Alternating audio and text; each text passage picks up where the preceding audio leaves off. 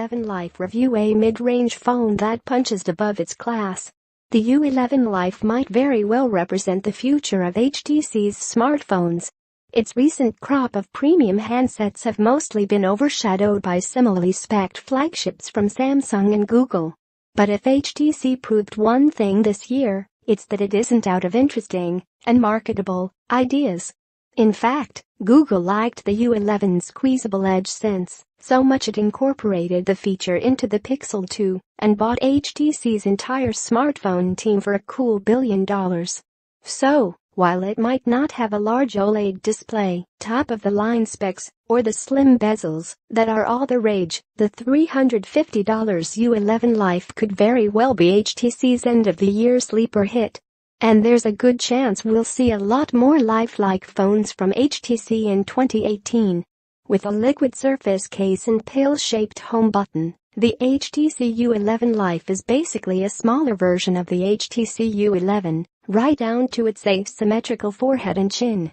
Even the back looks and feels exactly like its predecessors, though it's made of plastic instead of glass on the Life, making it much less prone to picking up fingerprints. In fact, the only real visual change is a curious one. HTC has centered the speaker on the bottom edge and pushed the USB-C port off to the right. That means you'll be trying to plug your charging cable into the speaker a lot. The HTC U11 Life has a home button just like the U11. But despite its superficial similarities to the U11 Life is very much its own entity. Check out the specs. As you can plainly see, the HTC U11 Life doesn't pack nearly the punch that its Snapdragon 835 equipped older sibling does, but it's also not as underpowered as its spec sheet suggests. Its Snapdragon 630 chipset is an upgraded version of the decidedly middle-of-the-road 625, but I found it to perform roughly in line with last year's top-of-the-line chips, at least in normal use. Apps launch and switch quickly, scrolling is smooth, and I only saw slight lag with more taxing animations like closing a screen while a video was playing. Even a game like Eternium loads quickly and plays smoothly. Granted, I only used the U11 Life for a week, so long-term performance could be an issue. But out of the box, the U11 Life doesn't feel like a crippled handset. HTC says its goal with the HTC U11 Life was to create a feature-rich phone at half the price, and by that measure it certainly delivers. You get IP67 water resistance, built-in Alexa support, and HTC's ViewSonic noise-canceling earbuds, all features that are hardly standard on $350 handsets. With EdgeSense, you can fool your friends into thinking you have a Pixel 2. You also get the U11's Premiere feature, which lets you squeeze the sides of the phone to launch apps and actions. Called EdgeSense here, it's actually much more useful than the Pixel 2's Active Edge. Google's phone limits the squeeze gesture to launching Google Assistant, but on the U11 Life, it's set to launch the camera by default, and you can even use it on a variety of in-app actions, as well as set up different commands for long and short squeezes. Of course, if you'd simply like to replicate the Pixel 2, you can choose to use it to launch Google Assistant, though you need to select default voice assistant. Like the rest of HTC's U lineup, the U11 Life doesn't have a headphone jack, but it does include a pair of noise-canceling USB-C ViewSonic earbuds in the box.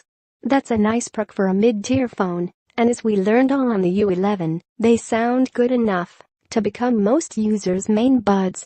While HTC has opted for features over raw specs in the U11 Life, its 2600 mAh battery will get most people through a full day. HTC is calling the U11 Life a lifestyle phone, so its target audience user is someone who's going to be casually snapping selfies, sending texts, and checking Instagram feeds. For most such people, the battery will supply plenty of juice.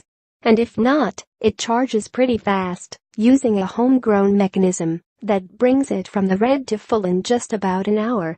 In the real world, I was able to get through most of a normal day on a single charge, and I tend to use my phone a lot.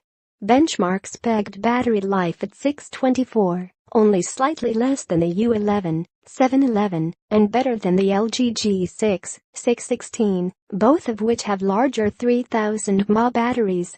This speaks to the power efficiency of the 630 chip, though I can't help but wish HTC had used a slightly larger battery. HTC's Sense UI stays pretty faithful to stock Nougat, and Oreo is on the way. The U11 Life runs Android Nougat 7.1.1 out of the box, which isn't all that surprising for a mid-range phone. What is surprising is that HTC is promising to deliver Oreo to the U11 Life by the end of November, which would make it one of the first non-Pixel phones to get it. Furthermore, HTC told me the upgrade would bring many of the new Android 8 features, most notably Picture In,